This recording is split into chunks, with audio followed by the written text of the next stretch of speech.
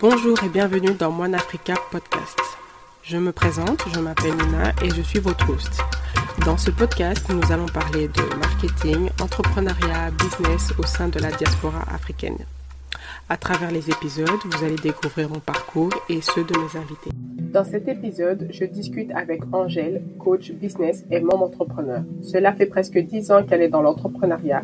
Elle a lancé plusieurs entreprises dans la mode et dans l'événementiel. Et aujourd'hui, mère de 2 enfants, épouse et businesswoman, elle nous raconte son parcours. Bonne écoute. Bonjour Angèle, merci d'avoir accepté l'invitation au podcast One Africa. Merci à toi de m'avoir invitée. Avec plaisir. Pour commencer, peux-tu te présenter pour ceux qui ne te connaissent pas? Oui, alors, je m'appelle Angèle et je suis une entrepreneure passionnée depuis presque 10 ans maintenant. J'ai créé plusieurs entreprises dans la mode et dans l'événementiel et actuellement, je suis coach business. Donc, j'aide les entrepreneurs à attirer plus de clients grâce aux réseaux sociaux. À côté de ça, je suis une entrepreneur, comme on dit. Je suis maman de 2 petits garçons. Donc, super, voilà. Merci beaucoup.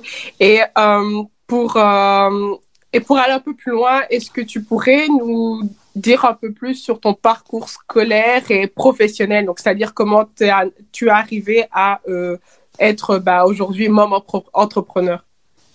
Oui, alors, mon parcours scolaire, moi, j'ai un master en marketing. Et j'ai travaillé, en fait, j'ai une licence en communication et un master en marketing. Uh-huh. Et à la base, quand j'ai fait mes études, je suis toujours, mais je suis une grande passionnée de musique et je voulais absolument travailler dans l'industrie du disque. Donc, du coup, j'ai essayé de faire tous mes stages dans cette industrie-là. Et quand j'ai eu mon master marketing, j'ai décroché mon premier CDI en tant que chef de projet chez Universal Music. Et ensuite, j'ai bossé principalement on va dire que quasiment toute ma carrière corporate a été faite dans la musique. Donc, quand c'était pas Universal, c'était chez Sony. Quand c'était pas chez Sony, j'ai bossé un petit peu chez Fnac Music. À l'époque, ils avaient un département Fnac Téléchargement. Donc, ils essayaient un petit peu de concurrencer iTunes. Donc, c'était vraiment de la musique en téléchargement, quoi. Donc du coup, j'ai vu un petit peu tout ce côté produit physique, produit digital et toutes les stratégies qui étaient un petit peu liées à ça. Et c'est d'ailleurs chez Fnac Music que je suis tombée, on va dire, dans le e-commerce et dans le digital et j'ai adoré ça. Donc même si après j'ai travaillé plus en marketing produit, j'ai toujours eu cette appétence, on va dire, pour le digital. Du coup, très vite, j'ai eu envie de me lancer à mon compte. Donc au début, je l'ai fait à côté de mon job de salarié. J'étais encore chez Universal quand j'ai commencé à travailler sur mon premier projet. Et donc là, on était en 2012-2013 par là. Donc j'ai lancé une première boîte. C'était donc une marque de vêtements qui s'appelait Inu. Et après, là, j'ai jamais réellement quitté l'entrepreneuriat parce que j'ai lancé plusieurs projets, j'ai testé plusieurs choses après ça, quoi. Donc en gros, mon parcours, on va dire que il a commencé dans le monde corporate, si je peux dire ça comme ça, pour ensuite basculer dans l'entrepreneuriat. Ok, super. Et d'ailleurs, est-ce que tu pourrais nous en dire plus sur ta première aventure entrepreneuriale, s'il te plaît? Oui.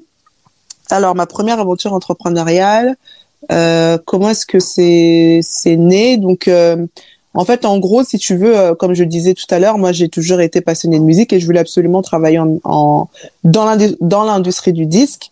Et quand on est dans l'industrie du disque, il y a les maisons de disques et dans les maisons de disques, le top du top entre guillemets, c'est Universal, c'est la plus grosse mondiale, etc. Donc, quand j'ai eu ce premier CDI chez Universal, je me suis dit ça y est, c'est bon, c'est trop cool, je suis arrivée, quoi. Et au final, au bout de quelques mois, je me suis rendu compte que je m'ennuyais. Okay. Je m'ennuyais terriblement en fait.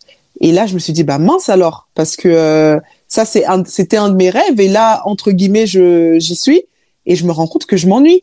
Et en fait, au-delà du domaine qui est super intéressant et franchement, travailler dans la musique c'est super cool. Je cracherai jamais dans la soupe, c'est vraiment trop bien.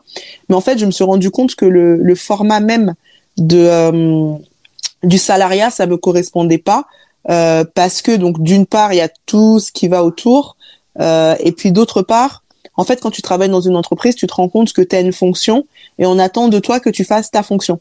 C'est-à-dire que moi, par exemple, j'étais chef de projet. T'es pas à la com, t'es pas directrice artistique, t'es pas photographe, t'es chef de projet. Tu fais le travail qu'on attend de toi. Et en fait, je me suis vite sentie comme une a caged bird, comme on dit, comme un oiseau en cage en fait, parce que j'avais envie de voir plein de choses. À chaque fois que j'étais à mon bureau et que je parlais à une collègue DA, j'avais trop envie d'être avec elle en studio en fait. Où je parle avec une autre dans la com qui me raconte sa journée promo, j'avais trop envie d'être en promo avec un artiste. En fait, je me suis rendu compte que moi j'ai besoin de faire plein de choses différentes pour me sentir bien en fait. Et finalement, répéter la même action ou être dans la même case de janvier à décembre, c'est pas forcément quelque chose qui me correspondait. Et ça, après avoir travaillé dans d'autres types de jobs, c'est là où, avec le recul, j'ai compris que au-delà de l'entreprise, au-delà du domaine, c'est vraiment... Bon, en même temps, c'est normal, hein. T'es dans une boîte, tu vas pas faire 150 000 trucs. T'es là pour faire un truc, on a besoin de toi à un poste, t'es à ton poste et tu le fais, c'est tout. Donc, du coup...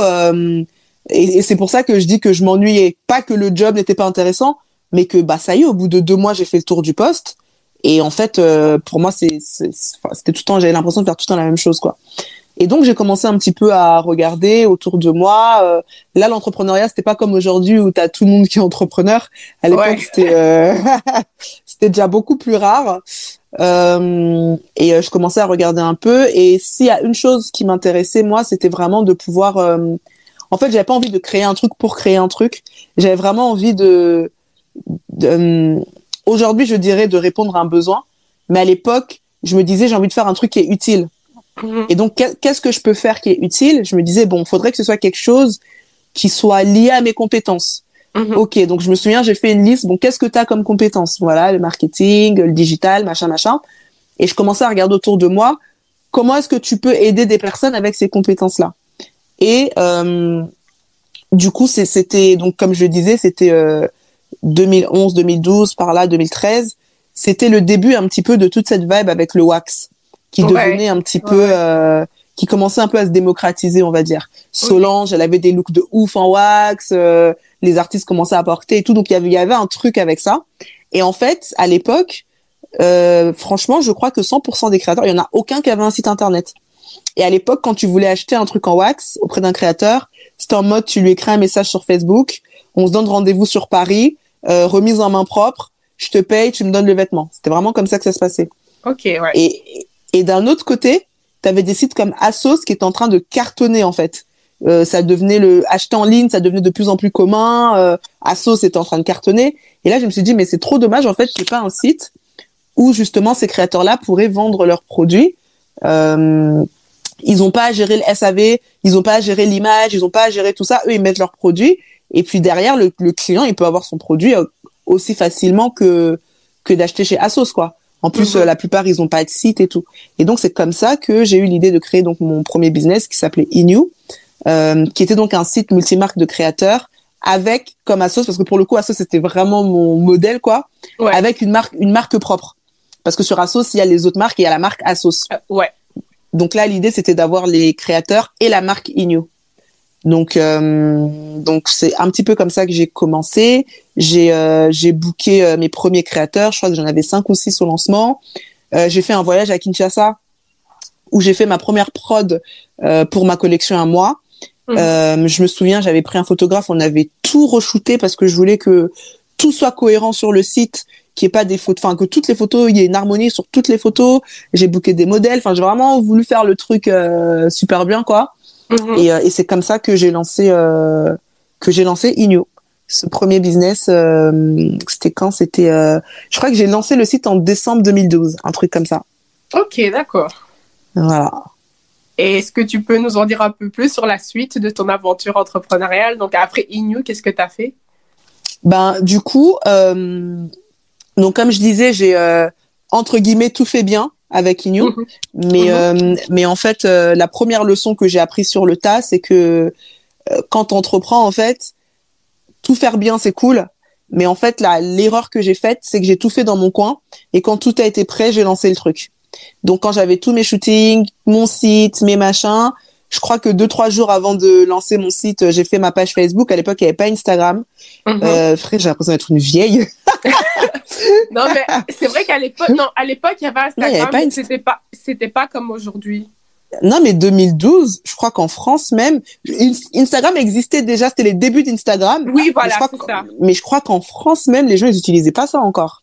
Moi, donc, j'ai vraiment, commencé à utiliser Instagram en 2014, donc ouais. C'est ça, tu vois. Moi, 2013, je crois que c'est plus vers 2013 que ça a commencé un petit peu à truc. Ouais. Mais 2012, en tout cas, de mémoire, Instagram n'était pas dans le paysage, en tout cas francophone. Mais il me semble qu'Instagram a été créé un peu, 1 ou 2 ans avant.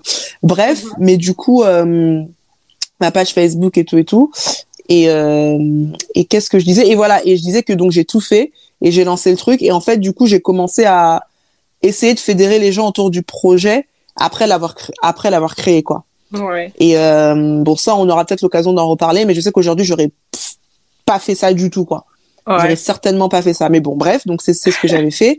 Et au final, la première année, j'ai fait quelques ventes, mais c'était pas transcendant. La deuxième année, là, j'avais commencé déjà à épuiser ma trésorerie. Les ventes, elles étaient toujours vite fait, quoi. Donc là, j'ai été obligée de reprendre un job à côté pour essayer de continuer à mener la barque. Et du coup, vers 2014, donc 2 ans plus tard, avec une de mes amies, on avait envie de créer un truc ensemble et on savait pas trop quoi. Et en fait, un jour, j'avais une vente privée avec Inu où j'avais été invitée dans un lieu comme ça là pour faire une vente. Et elle vendait des coques de téléphone avec des imprimés wax et tout dessus, wax, Kente, machin. Et donc je l'avais invitée à venir avec moi, comme ça on partageait le stand, c'était cool, on était à 2 et tout machin. Et en fait, quand on était à cet event là, on commençait à réfléchir à, comme je disais, on avait déjà envie de créer un truc ensemble. Donc on reparlait de ça, mais après on s'est dit mais ce serait cool en fait de faire un événement comme ça. En vrai, qu'est-ce qu'il nous faut? Il nous faut un lieu, il nous faut des créateurs. Puis voilà quoi, on peut le faire quoi. Ah bah oui, ce serait cool. Et on a commencé à parler comme ça de ce projet. Et il se trouve que le lieu dans lequel on était, c'était un espèce de resto bar un peu façon. Et en fait, pendant qu'on parlait, et moi je lui disais mais ouais, mais ce serait cool de faire ça, mais là les ventes privées comme ça, multimarques et tout, ça commençait déjà. Il y en avait quelques-unes sur Paris.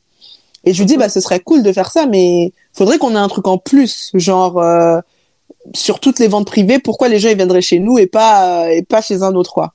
Et en fait, en face de nous, il y avait une grosse pancarte avec écrit Happy Hour, tous les cocktails à 5 €.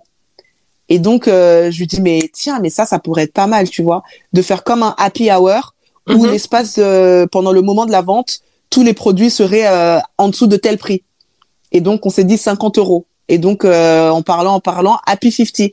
Donc en gros, Happy 50, c'est une vente privée, comme un Happy Hour de créateur, où en l'espace d'un week-end, tous les produits sont à moins de 50 €. Et c'est comme ça qu'on a balancé qu'on a lancé l'idée. Je crois qu'on était au mois de mars, un truc comme ça. Et en juin, on a fait notre premier Happy 50. Donc quelques mois après, on a lancé la première édition.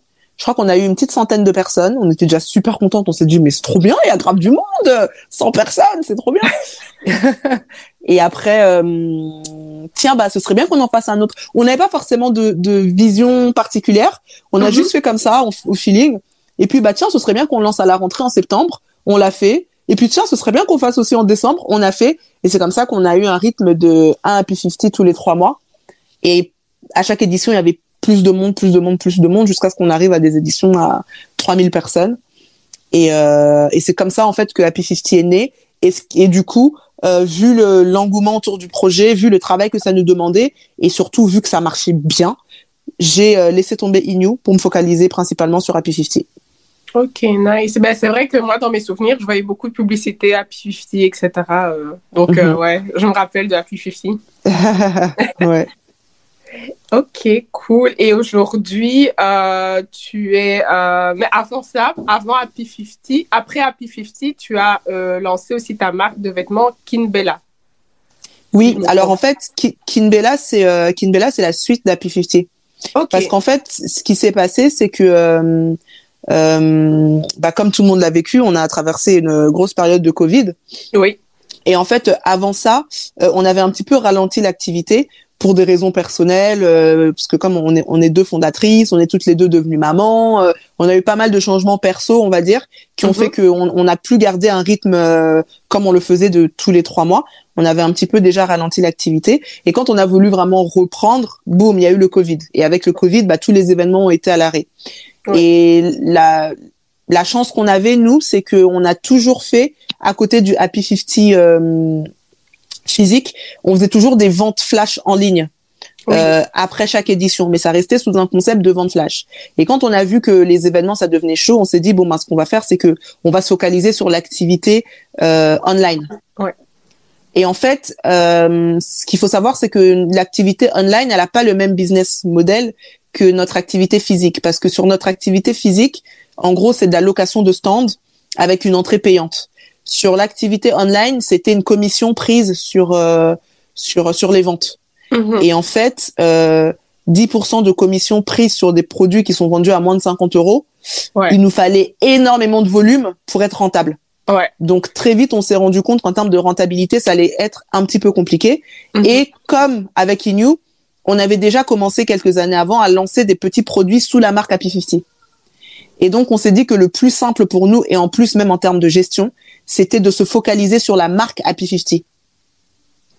Donc, ce qui veut dire que les ventes flash en ligne sont passées de ventes flash multi-créateurs à vente de la marque Happy 50. Plus facile à nous à gérer, plus facile pour nous à gérer. En plus, avec, comme je disais, le Covid et tout machin, on avait pas mal de stock déjà de vêtements en plus chez nous, quoi. Donc, on s'est dit, on va faire ça. Et au final, ça a très bien marché. Donc, les premières ventes, c'était donc la marque Happy 50 en mode vente flash en ligne. Sauf que ce qui s'est passé, c'est que les gens identifiaient Happy 50 à l'événement. Oui. Donc, ils identifiaient Happy 50 aux multimarques, d'une part. Et d'autre part, les créateurs nous contactaient en mode est-ce que je peux mettre mes produits comment ça se passe et tout. Alors que nous, on avait déjà switché sur la marque propre. Donc, ça devenait un petit peu compliqué pour nous de travailler Happy 50 comme une marque, alors qu'il y avait cet historique de l'événement qui, finalement, les gens, quand on dit Happy 50, ils pensent à l'événement. Et c'est là qu'on s'est dit, en fait, si on veut vraiment s'établir en tant que marque, il faut changer le nom. Et c'est comme ça que Happy 50 est devenu Kinbella. Ok. Voilà, donc c'est en ça que je disais qu'en fait, Kinbella, c'est juste la suite d'Happy 50. En vrai, si le nom Happy 50... Ah oui, et l'autre problème aussi, c'était le prix limite à 50 €. Oui. Parce que du coup, on avait envie de commencer à vendre à plus de 50 €, mais si la marque s'appelle Happy 50 et tout le monde sait qu'Happy 50 c'est moins de 50 €, c'était un peu difficile en termes de com, ou même le client comprenait plus en fait. Bah oui, je comprends pas, oui. Voilà, tu vois. Ouais. Je suis chez Happy 50, normalement c'est moins de 50 €, comment ça se fait que là c'est 65, machin. Donc, il a fallu rebrander en fait la marque. Et c'est comme ça qu'on a changé le nom. Chapeau. En tout cas, c'est bien fait. Moi, j'aime bien Kinbella. J'ai déjà acheté. Merci. Et je sais que souvent sur ta page Instagram, tu donnes beaucoup de... tu parles beaucoup de ton expérience, de ton vécu, etc. Et tu parlais souvent tu mentionnais, souvent le mot side hustler. Est-ce que tu pourrais nous donner ta propre définition? Du side hustler. Ouais. Du side hustling. Je sais pas comment on dit. Alors, le side hustler, pour moi, c'est... Déjà, hustler, à la base, aujourd'hui, on l'utilise beaucoup, mais hustler, il me semble que de base, ça veut dire débrouillard. Ouais. Ça veut dire quelqu'un qui y va, qui fonce, qui a pas froid aux yeux. Et pour moi, c'est un peu ça, le side hustler. Ça veut dire que c'est quelqu'un qui, déjà de base, qui travaille, donc un salarié, qui va avoir un side business, donc un business à côté de son travail, et qui va vraiment avoir ce côté, je hustle en fait, je me débrouille et je suis prêt à faire tout ce qu'il faut pour réussir à atteindre mes objectifs. Comme je le dis souvent, je pense que ça n'amuse personne d'être salarié et d'avoir son side business à côté. Tout le monde travaille pour faire en sorte que le side business devienne un business à temps plein. Moi, pour avoir été aussi dans le side hustling, je sais ce que c'est. Et quand j'étais au bureau, ma seule obsession, c'était de partir le plus vite possible et d'être à fond sur mon business, quoi. Donc, je sais que voilà, entre midi et 2, je préférais prendre un sandwich et manger devant mon ordi et travailler sur mes trucs, quoi. Le soir, pareil. Donc voilà, donc un side hustler, c'est vraiment un débrouillard, c'est quelqu'un qui se tape, c'est quelqu'un qui a la dalle. Et comme j'aime le dire, c'est un super héros. Moi, ça me fait penser à Clark Kent. La journée, il a ses lunettes et le soir, c'est Superman, quoi. Donc pour moi, c'est vraiment ça, un side hustler. Et comme j'aime le dire aussi, enfin c'est pour les personnes qui traversent cette phase, c'est temporaire. Et pour moi, ça doit être temporaire parce que c'est quand même un rythme qui est difficile à tenir. Ouais. Donc, je pense que quand ça dure très longtemps, c'est pas forcément bon parce qu'on s'épuise énormément et on en vient à laisser l'un des deux, souvent son side business, du coup, forcément. Donc, l'idée, c'est quand même de profiter de cette période de side hustling, pour avoir à la fois la sécurité de l'emploi, mais surtout mettre en place les bonnes stratégies pour rapidement faire décoller son business et après se mettre à temps plein. Bah écoute, je sais étonnamment de quoi tu parles vu que je suis dedans. Donc, je me bats pour sortir très vite du salariat. C'est très difficile. Yes. Et surtout, avec le Covid, ouais. Je fais du télétravail. Donc, moi, ça m'aide beaucoup pour travailler sur mon business à côté. Ouais. Bon, j'espère que ton employeur ne t'écoute pas. Non, ça va. Je travaille aux Pays-Bas, donc ils ne comprennent pas trop le français. Okay, so she was saying that she's... donc, du coup, je travaille beaucoup à la maison. Après, ça me stresse un peu de retourner au bureau parce que là, comment je vais faire? Là, ça va être vraiment plus difficile. Mais c'est pour le moment, en plus, j'ai eu le Covid récemment, donc je suis grave au ralenti, je suis plus fatiguée qu'auparavant. Bah, donc, tu m'étonnes. Je prends beaucoup plus de retard dans mon travail, mais bon, j'essaye de prier le bon Dieu et de me dire que ça ira. Yes, ça va aller. Je vais m'en sortir. J'ai vraiment envie de me sortir de ce job. Et donc, aujourd'hui, tu es coach business. Oui. Et il y en a beaucoup sur les réseaux sociaux. Yes. Et je voulais savoir comment est-ce que tu te différencies des autres? Alors, c'est marrant parce que la dernière fois, il y a une abonnée qui me disait, qui me demandait, alors qu'est-ce qu'elle m'a demandé? Je crois que j'avais fait un post où je parlais faut avoir une stratégie sur les réseaux sociaux, etc., etc. Et bref, elle me disait, mais oui, mais on dit souvent que faut avoir une stratégie, mais concrètement, elle me demandait un peu plus de détails par rapport à ça. Et après, elle m'a demandé, mais au final, comment tu sais quel coach choisir parmi la multitude de coachs qui existent? Et en fait, alors, il y a deux choses. La première chose, c'est l'expertise. Je dirais même qu'il y a trois choses. La première chose, c'est l'expertise de ce coach. C'est est-ce que tu es nourri déjà par le contenu que cette personne partage? Premièrement. La deuxième chose, c'est le stade auquel est ce coach. Est-ce que ce coach opère à un stade que toi, tu aimerais atteindre à un moment donné? Ça, je pense que c'est important de finalement, comme moi j'aime bien le dire, be what you preach. Est-ce que elle est déjà est-ce que elle est l'incarnation des résultats qu'elle vend, entre guillemets?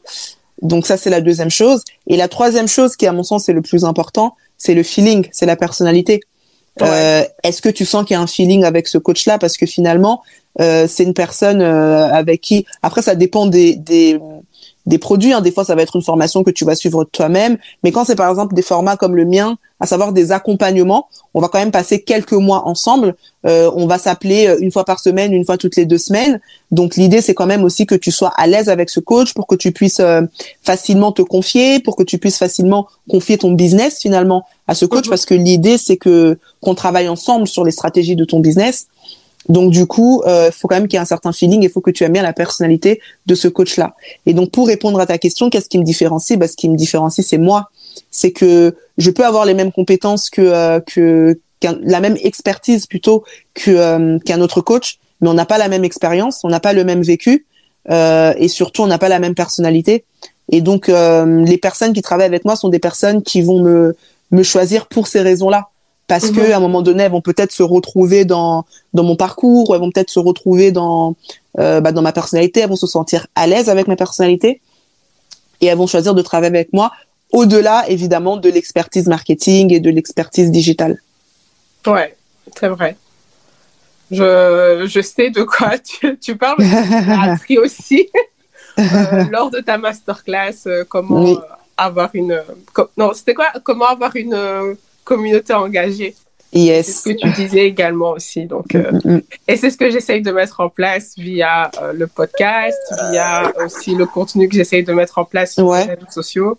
Ouais. Donc, Non, il faut, c'est important parce que finalement, c'est la seule chose que les autres ne pourront jamais copier, en fait. Ouais. Donc, parce que en vrai, enfin, il y a qu'à taper coach Instagram sur Insta pour en voir des milliers. Ouais. Il y a qu'à taper coach business pour en voir des milliers. Enfin, voilà, tu vois. Mais la seule chose qui va vraiment te différencier, c'est toi, quoi. Ouais, c'est clair. Et quel est ton objectif justement aujourd'hui avec tes coachings? Est-ce que tu te vois ouvrir ta propre agence, avoir une équipe ou rester juste comme ça et accompagner les gens comme tu fais aujourd'hui?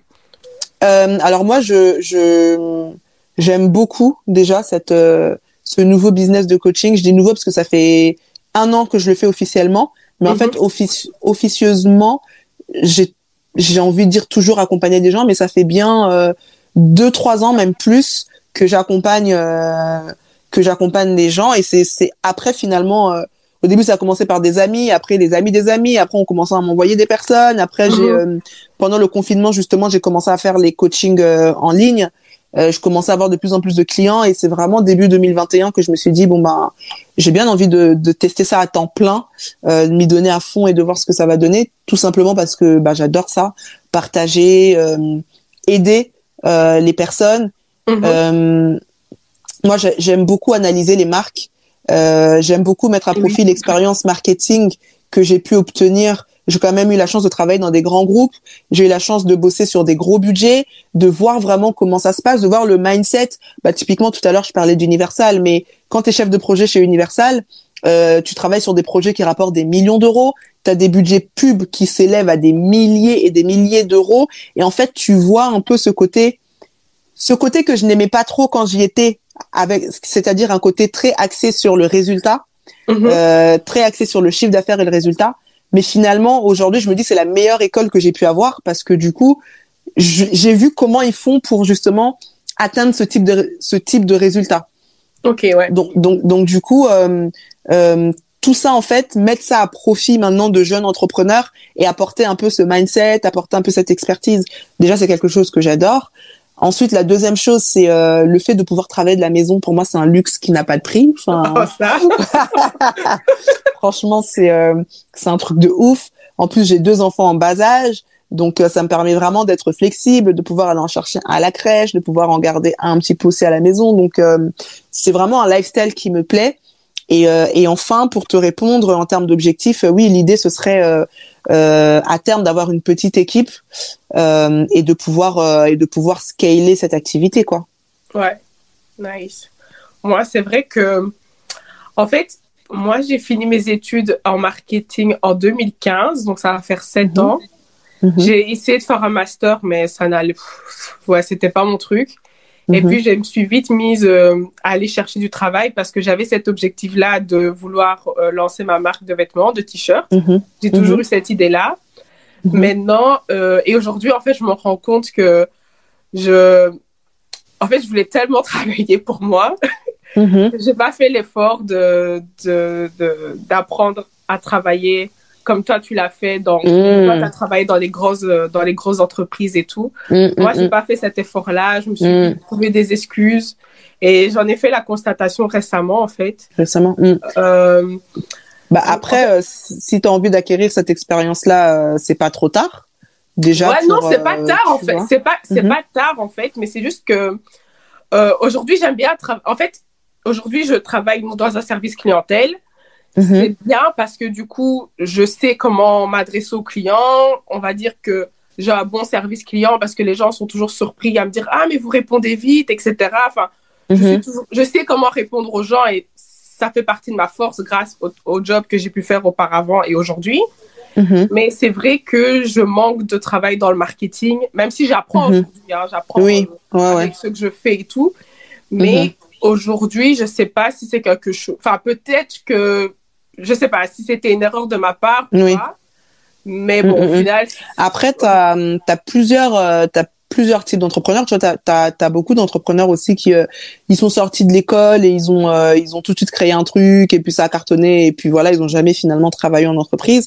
Après, t'as ceux qui ont travaillé avant, comme moi par exemple, et qui ensuite ont lancé leur truc. Moi, je sais que avec le recul, alors c'était très désagréable entre guillemets de travailler en entreprise pour les raisons que j'ai citées plus tôt, mais aujourd'hui, je bénis Dieu d'être passé par là parce que mais je me rends compte en fait que ça m'a tellement appris, mais c'était la meilleure école en fait, parce que finalement ce que j'ai appris en master et tout, c'était la théorie quoi. Même si oui, tu fais des stages et tout, c'était la théorie, mais quand tu bosses vraiment sur un projet et qu'on te dit que voilà, tu as 200 000 € de budget pub et que tu dois choisir sur quelle chaîne de télé tu dois faire la pub et que faut que ça marche, faut que d'ailleurs on ait des retombées, on a tel objectif de chiffre d'affaires parce que le même projet qu'on a fait l'année dernière, il a rapporté tant, donc toi faut que ça rapporte tant, quand machin.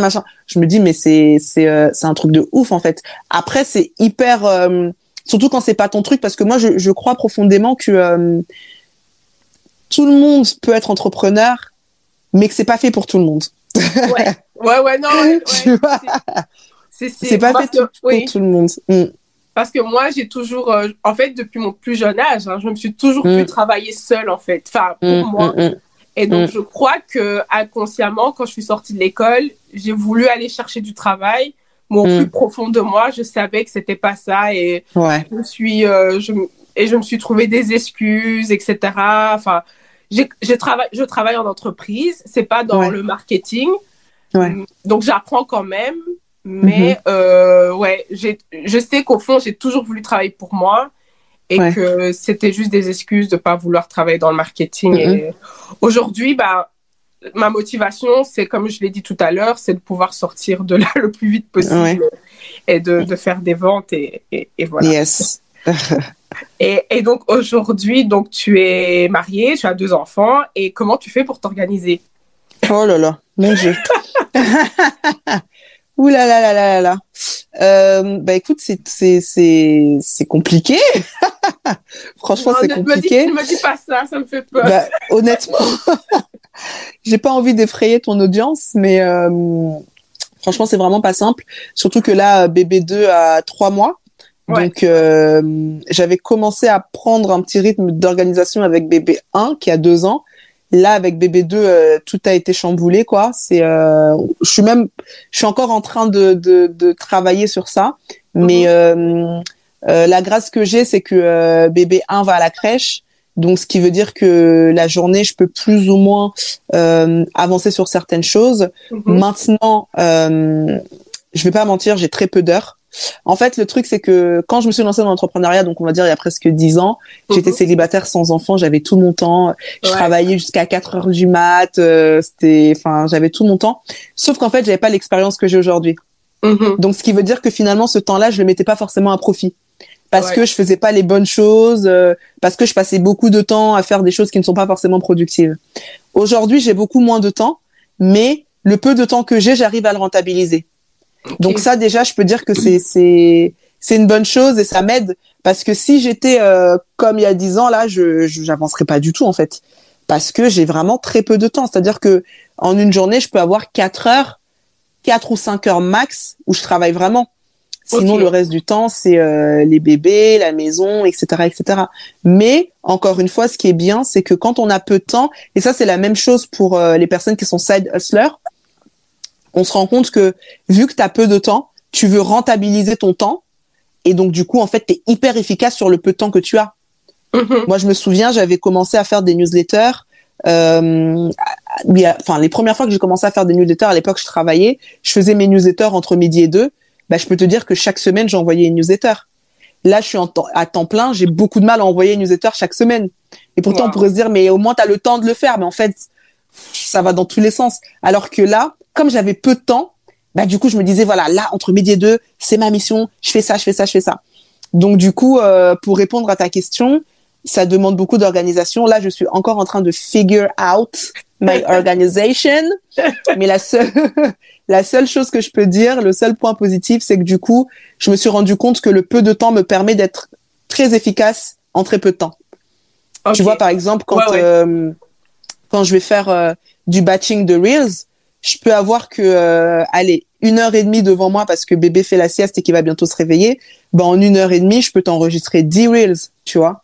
Ouais. Alors que tu m'aurais laissé avant une après-midi, je t'en faisais 3-4, quoi.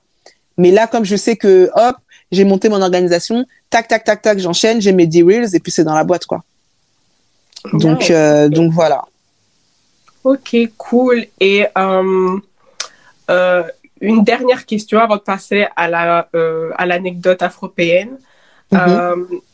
Quelle a été la réaction de ton entourage quand ils ont su que tu te lançais full-time? Bah franchement, plutôt positif, je dirais. Je me souviens, j'avais trop peur de le dire à mon père. Enfin, ma mère, elle est plutôt cool. Mon père, un peu moins. Bon, il reste cool, hein, mais bon, voilà, quoi. Ouais. Et je crois que mon père, je lui avais dit plutôt quand j'avais déjà lancé le truc. Et comme ça, je lui ai montré le site directement. Tiens, regarde ça. Ben, c'est mon business et tout, machin. Ah, ok, cool. Voilà. Donc, mais franchement, ça a été plutôt positif. Ça a été plutôt positif. Et les amis, ouais, non, c'était franchement, c'était, ça va. Honnêtement, j'ai été bien entourée. J'ai vraiment eu que des gens qui m'ont boosté. Personne m'a dit mais t'es folle, qu'est-ce que tu fais? Après, je sais que j'ai eu quelques réflexions du genre quoi, tu démissionnes d'un CDI chez Universal, mais t'es complètement taré. mais pas beaucoup en fait, pas beaucoup finalement. Ok. Ah oui, et avant ça, encore une dernière question. Quel conseil peux-tu donner à quelqu'un qui veut se lancer dans le coaching finalement? Qui veut se lancer dans le coaching? Ouais. Quel conseil je peux donner? Comme je le disais tout à l'heure, au-delà de l'expertise que la personne veut proposer, moi je conseille toujours encore une fois, be what you preach. Donc comment dire, d'accompagner les personnes sur des choses qu'on a déjà expérimentées. Tu n'as pas besoin par exemple, moi je vais pas accompagner quelqu'un en lui disant je vais t'aider à faire 1 million d'euros en un an. Parce que moi-même je n'ai jamais fait 1 million d'euros en un an. Par contre, j'ai déjà fait plusieurs fois les 6 chiffres. Donc moi, ce que je vais te dire, c'est que je peux t'aider à faire un chiffre d'affaires à 6 chiffres. Tu vois? En fait, regarde le stade où tu es et dis-toi comment je peux aider les personnes qui sont encore derrière moi. Par exemple, si tu as déjà lancé ton business, tu peux aider des personnes qui ont peur de se lancer. Parce que, à la différence de ces personnes-là, toi, tu as réussi à te lancer. Oui. Donc ça, c'est quelque chose qui est déjà acquis pour toi. N'arrive pas tout de suite en te disant, je vais t'aider à faire 10 000 euros par mois si toi-même, les 10 000 euros, tu les fais pas. Ouais. Parce que souvent, il y a des coachs qui qui te vendent un rêve que eux-mêmes ou un objectif, un résultat que eux-mêmes n'ont pas fait. Et au final, tu n'as pas besoin de surjouer. Tu as juste besoin de te dire, qu'est-ce que moi j'ai déjà accompli? Et ça peut être des choses très simples, hein. Ça peut vraiment être des choses très simples. T'as réussi à faire toi-même ton site sur Shopify, bah tu peux aider d'autres personnes qui galèrent à faire leur site sur Shopify, tu vois. Et donc faire une masterclass ou un coaching, site internet Shopify, machin. Donc l'idée t'as une expertise, propose quelque chose en cohérence avec ton expérience. Et là tu seras encore plus impactant. Ok, merci pour ce conseil. Et donc, pour terminer, on passe à la mésaventure afropéenne. Est-ce que tu peux nous raconter une anecdote, s'il te plaît? Ouais, une anecdote. Ben, je pense que ça va être un grand classique, hein, mais ça va être les cheveux. Franchement, là, ouais, ce qui est la première qui me vient en tête, ça va être les cheveux. Je me souviens à un moment donné.